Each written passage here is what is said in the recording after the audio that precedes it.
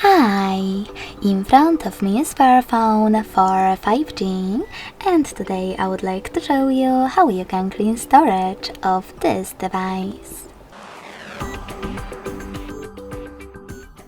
Begin by opening Play Store and clicking on the search bar. Then type in Files. Following that, download this free app from Google Developer, and when it's ready, open it.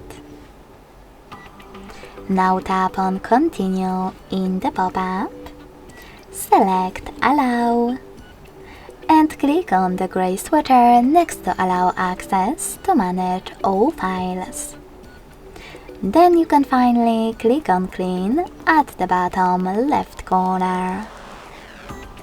Over here, select Clean under Junk Files and tap on Clear in the pop-up. So when I do that, as you can see, storage of my device was successfully cleaned.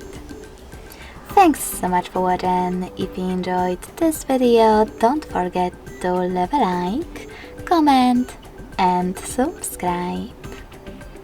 Bye!